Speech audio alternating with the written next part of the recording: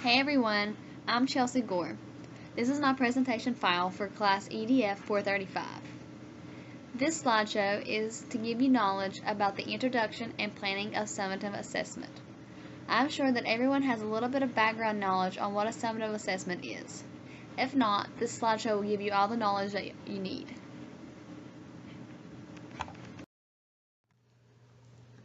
What is a summative assessment?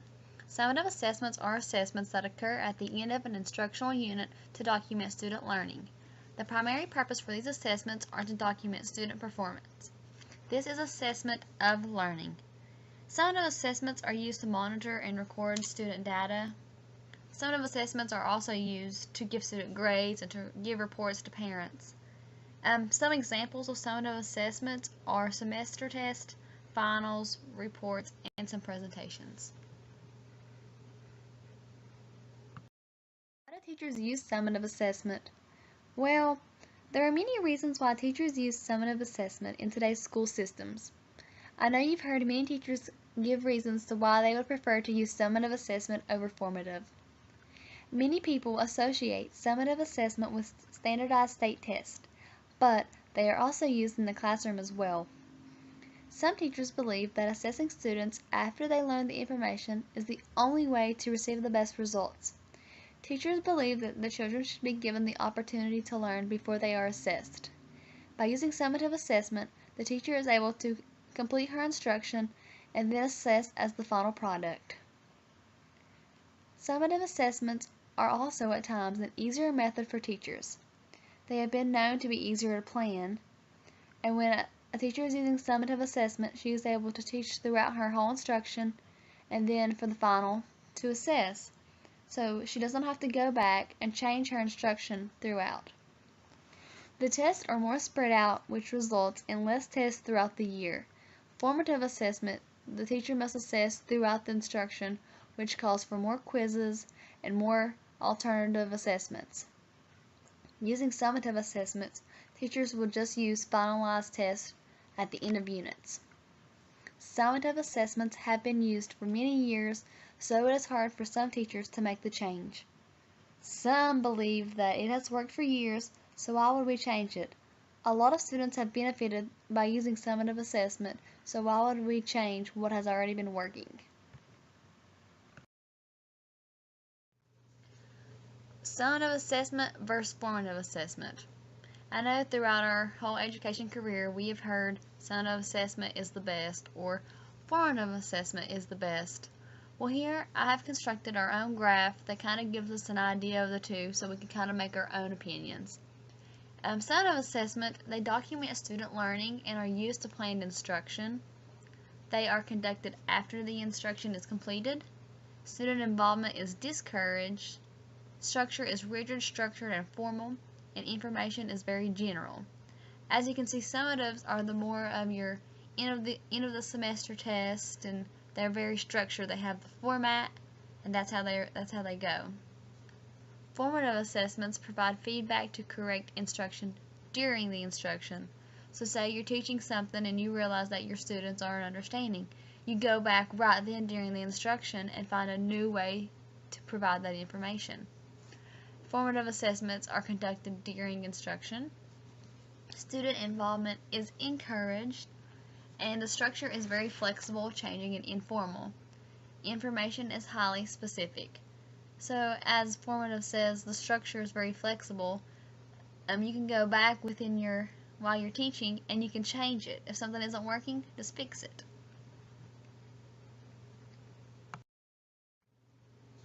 Planning summative assessment. The first step is to find out what the teacher wants to do and how the teacher wants to assess it. There are many different types of assessments. Some may use different methods to test different things. Some of the example questions I have are, do I have a clear learning target? Is the learning target that I want being assessed? Which assessment is more beneficial for my teaching? Will my students learn more if I use this type of assessment or this kind? Will this type of assessment be better than others? There are a lot of different methods that teachers use, so before planning an assessment, I would suggest that you go through the list and find which one would benefit you and your students. Other things to consider when planning is to look at the sample of what is being learned, number of items and the length of the test, the grade level appropriateness, and tests from publishers. Representative sampling. Assessments have items that contain a sample of what the class has learned from the larger domain. Samples are just part of the domain. For example, a domain of knowledge could be an 8-week unit on the United States of America. So that would mean for the past 8 weeks the teacher has conducted a unit on the United States, such as geography, the presidents, or the government. The sample of the domain of knowledge would be a 50-item unit test for the summative assessment. Teachers will select samples from the criteria that they have been teaching of what they believe the students should know. So the teacher will go through what she has been teaching and find the most beneficial questions out of the unit. She will write those questions in her test. The goal is that the students will respond to these questions as to how they would respond to additional samples as well. So say that the teachers chose 40 questions, and out of those 40 questions, how they respond to those would be how they would respond to another 40 questions if needed. Representative sampling. One of the important items in representative sampling is to create a blueprint of the assessment. The blueprint explains what the students are responsible for learning. When assessment is based from a blueprint, the sampling will be more reasonable. For more information on a blueprint, refer back to Chapter 3. When you are looking at a blueprint, you are able to see how the sampling came out. Without a blueprint, there is a tendency to oversample certain areas. For example, say you are giving a math test. You have 8 problems on addition, 2 on subtraction, and 1 on division. That assessment is basically only assessing addition because you have an over amount of addition problems. Blueprints allow teachers to see what areas they are assessing so they do not over-assess or under-assess certain areas. Teachers have been known to over-assess the areas of what they like, and they tend to under-assess certain areas of the content that they do not like. Number of items on an assessment. How many items should be on assessment? I cannot give you a correct number of items that should be on your assessment because that is up to you. You are the professional judge of your own assessment. Should the assessment questions be broad or simple? Depending on the content that you are reviewing, some may be broad or some may be simple. When creating an assessment, one must look at the content that has been covered and figure out how many learning targets there are. Each learning target can have a different number of questions to represent if the child is understanding. For an example, I gave the scenario of teaching an 8-week course about the United States of America. If I were to conduct a unit test on the United States of America, and I would be going over the presidents, geography, and the government, I may have 5 to 10 questions representing each topic, so my test may consist of around 15 to 30 questions. That's not a lot of questions for 3 main content areas. Specific learning targets will not have as many questions as broader questions. Specific learning targets are more condensed, so they're not going to have as many questions.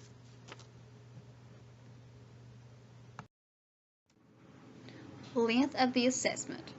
Should I separate the different content into different tests? How long should each test be?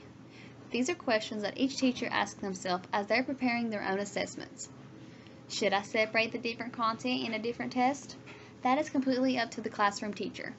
Each teacher is the unprofessional judge of their classroom. How long should each test be? That can be answered by considering the amount of content on the exam. The length depends on the students in the classroom. Some classes may need extra time. Some may be capable of completing in the amount of time, but others may not. This depends on the student's abilities. Create a test that can benefit all students. The rule is to allot enough time for all students to complete the entire assessment. Speeded tests are not good indicators of knowledge because many factors can affect the score. Speeded tests require students to answer as quickly as possible to obtain a high score. This increases the possibility of errors. Some factors that contribute to the errors are anxiety and test-taking skills. I, for one, am not good at speeded tests because I have very high anxiety. When I realize that my test is being timed, I only want to focus on the time and not what the test is measuring. This is a real problem. It has been proven that short assessments can provide the same information that a long assessment does. So when you are choosing your own assessment, you should choose wisely when preparing. Grade level appropriateness. The grade level and age of students can affect the time and type of assessments being given.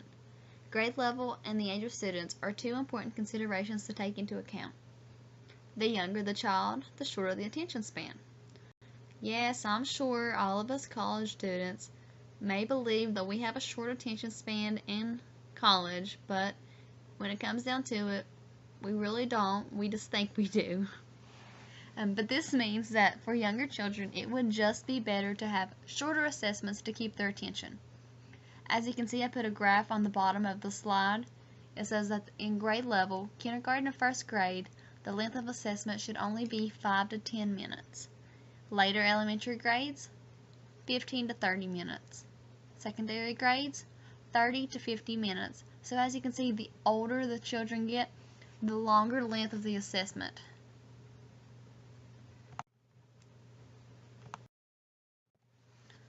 Grade level appropriateness.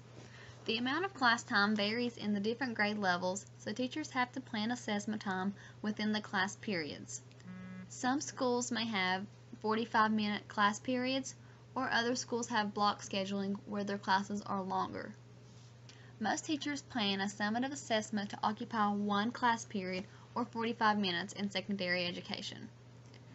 Teachers would like for students to come in and the teachers give directions, hand out the test, and students have the time within the class to ask questions about the test and to complete it. So when planning your own assessment, be sure that you do not include too many questions that will overtake the entire class period.